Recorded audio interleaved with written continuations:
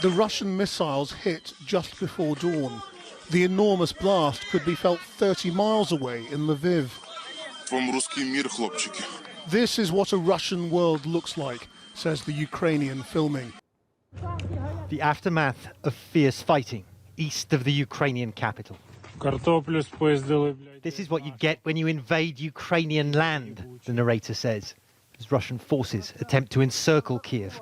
The Ukrainian military says it's defeated an entire regiment of Russian tanks and liquidated. In Kherson, the first major city taken by the Russians, thousands of unarmed Ukrainians marched in fury at the occupation. It's these gut-wrenching scenes in the Ukrainian city of Mariupol provoking wide international scorn. A maternity hospital devastated by Russian forces. More now on the deadly airstrike on a Ukrainian military base that's left at least 35 dead and nearly 135 injured. This airstrike in western Ukraine is just part of the onslaught the Kremlin has unleashed as it tries to subdue the eastern portion of Ukraine by relentlessly shelling civilian havens there. We also raised the issue of a ceasefire, 24-hour ceasefire, to resolve the most pressing humanitarian issues.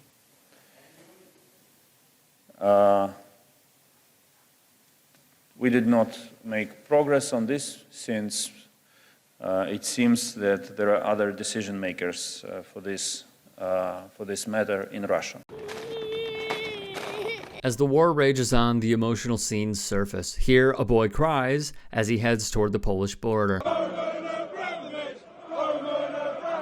Chelsea Football Club fans, meanwhile, sing the name of a man with alleged close ties to Russian dictator Vladimir Putin. Recently, the UK government found Abramovich receive preferential treatment and concessions from the Kremlin. Furthermore, through his business links, Abramovich was involved in destabilizing Ukraine and undermining and threatening the territorial integrity, sovereignty, and independence of the Eastern European country.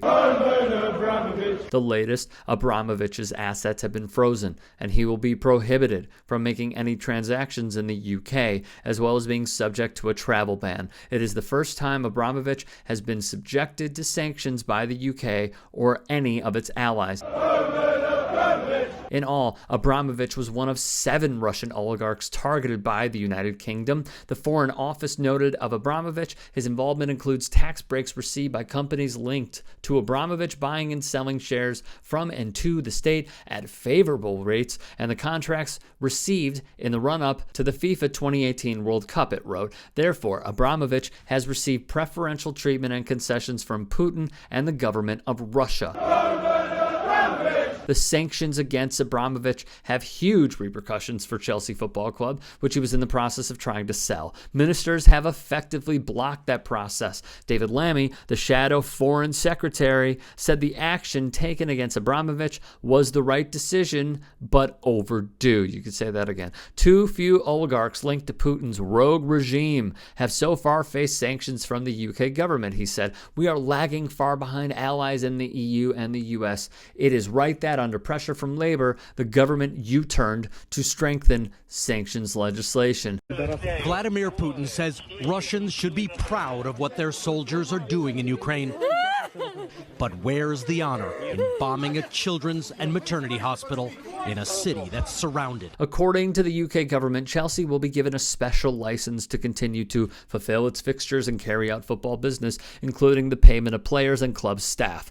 But certain actions will not be permitted, such as buying and selling new players and selling tickets for games beyond those already sold to fans. Abramovich won't be allowed to put any money into the club or take any money out of it. As we know, he has funded Chelsea to the tune of billions of pounds and has a $1.98 billion loan that Chelsea currently owes to him. A leaked 2019 UK government document identified Abramovich's alleged links to the Russian state and his public association with corrupt activity and practices. Abramovich has always denied being linked to Putin and rejected claims that any of his activities merited government sanctions. But the leaked document disputes Abramovich's claim of having no involvement. It appears his statements are just a way of saving face, mainly his legacy. Fact is, per The Guardian's David Kahn and Labour MP Chris Bryan, the case referred to in that Home Office document was the landmark high court claim Abramovich successfully defended in 2012, brought by his oligarch mentor,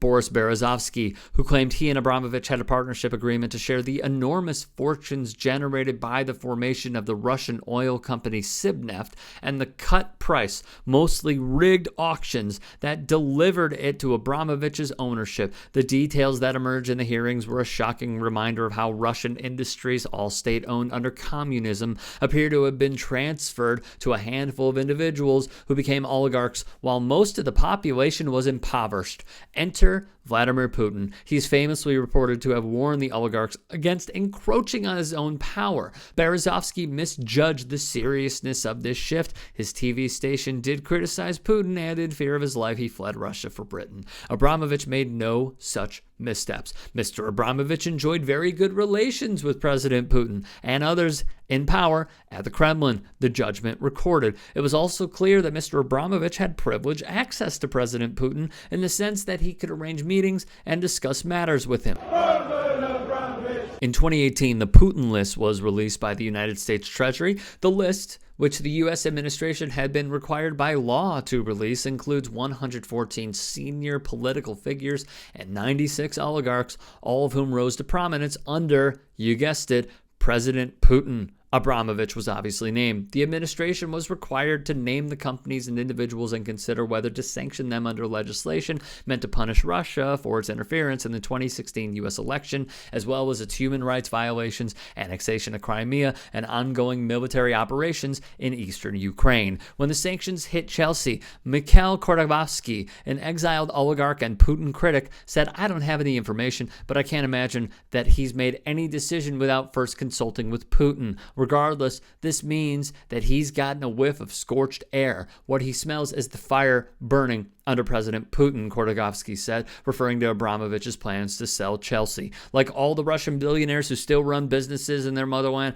Roman Abramovich has had to remain on good terms with President Putin, even though he no longer spends much time in the country. This is what led to him being sanctioned, with the UK government saying he is a pro-Kremlin oligarch who has had a close relationship with Putin for decades and has obtained financial benefit and preferential treatment from that relationship. Which brings us back to the war in Ukraine, doesn't it? Recall this shocking video of an alleged Russian tank running over a Ukrainian man inside his car. Miraculously, the driver survived.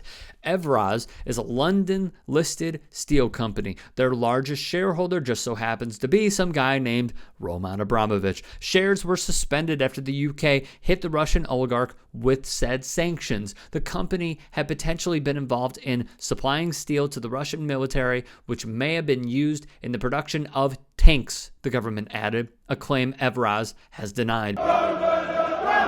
The UK government has been criticized for being too slow to impose sanctions, given Russia's invasion of Ukraine began over 2 weeks ago. Critics said that those oligarchs, fearing they could have their assets frozen, would have speedily worked to move these out of the country. It is probably now too late for Roman Abramovich to recover his position, and he may find himself being sanctioned by the US and the EU as well. Like many Russian businessmen, he is now likely to turn to China, wrote English outlet the BBC.